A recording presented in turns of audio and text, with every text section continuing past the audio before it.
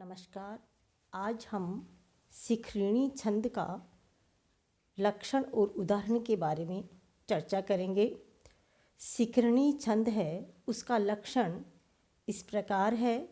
रसई रुद्रैश् छीना यमन सब लागे है शिखरिणी। अर्थात जिस छंद के प्रत्येक चरण में क्रमशः यगण, मगण, नगण, सगण, भगण और अंत में एक लघु और एक गुरु वर्ण के क्रम से 17 वर्ण होते हैं तथा 6 एवं 11 पर यति होता है, वहाँ शिखरिणी छंद होता है। इसका उदाहरण इस प्रकार से है। यदा लोके सूक्ष्म व्रजति सहसा तद विपुलता यद अर्धे विच्छिन्नं भवति कृत संधानमिव तत् प्रकृत्या यद वक्रत अपि समरेख नयनयो न मे दूरे किंचित क्षणमपि न पासर्वे रथ जवात्। शिखरिणी छंद का यह उदाहरण प्रथम अंक में से लिया गया है।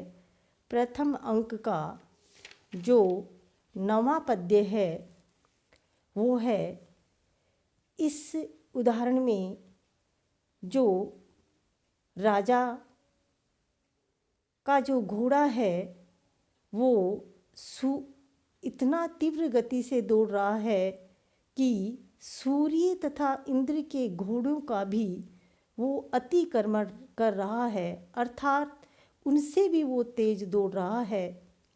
रथ जवात, रथ के वेग के कारण, यत यानी जो वस्तु आलोके देखने में सूक्ष्मतम छोटी सी लगती है, तत् वह वस्तु विपुलताम व्रजति अचानक ही विशालता को प्राप्त हो जाती है।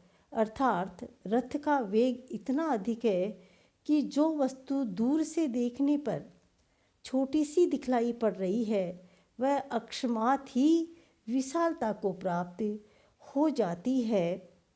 यद अर्थे विच्छिन्नम, और जो वस्तु अर्धे यानी बीच में, विच्छिन्नम यानी कटी हुई सी लगती है, तत् कृत संधानम इव भवति, वह थोड़े ही समय में जोड़ दी गई सी भवति यानी हो जाती है।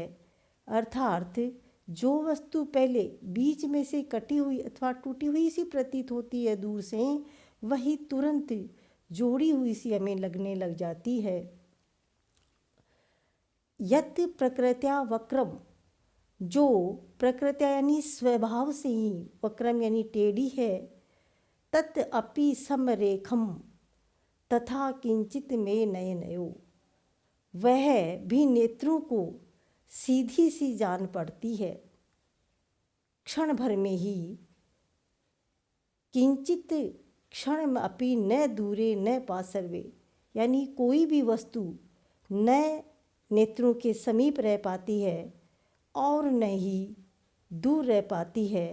अर्थात रथ का वेग इतना अधिक है कि जो वस्तु प्रारंभ में छोटी सी दिखलाई पड़ती है वह वस्तु शीघ्र ही समीप आने पर बड़ी प्रतीत होने लग जाती है, और जो वस्तु पहले बीच में से कटी हुई अथवा टूटी हुई सी प्रतीत होती है वही तुरंत जोड़ी हुई सी लगने लग जाती है। इस प्रकार दूर से जो वस्तु स्वभावतः टेढ़ी प्रतीत होती है वही समीप आने पर नेत्रों के समक्ष सीधी लगने लगती है। इस प्रकार क्षण भर के लिए भी कोई वस्तु न तो मुझसे दूर ही रह पाती है और न ही पास ही, क्योंकि पास वाली दूर चली जाती है और दूर वाली वस्तु क्षण में ही समीप आ जाती है। ये सब रथ की तीव्र गति के कारण ऐसा हो रहा है। इस छंद में इस उदाहरण में शिखरिणी छंद का प्रयोग हुआ है। इसकी लक्षण संगति इस प्रकार है। जो उदाहरण की प्रथम पंक्ति है, इसमें हम इसकी लक्षण संगति को भी देखेंगे। यदा लोके सूक्ष्म व्रजति सहसा यदि विपुलताम। सबसे पहले हम इसमें मात्राओं का उल्लेख करेंगे। यदा लोके, इसमें यदा लोके हश्व और दीर्घ यानी यगण, फिर के सूक्ष्मम, इसमें दीर्घ मात्रा है यानी मगण, व्रजति, इसमें तीनों हश्व मात्रा है तो नगण होगा। सहसा में सगण है और तद विपुलताम, तद विपु में भगन है, विपुलता में भगन और ता में लघु और गुरु।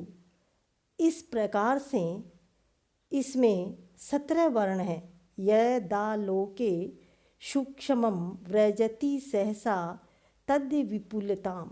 इस प्रकार इसमें 17 वर्ण है और 6 और 11 वर्ण पर इसमें यति है।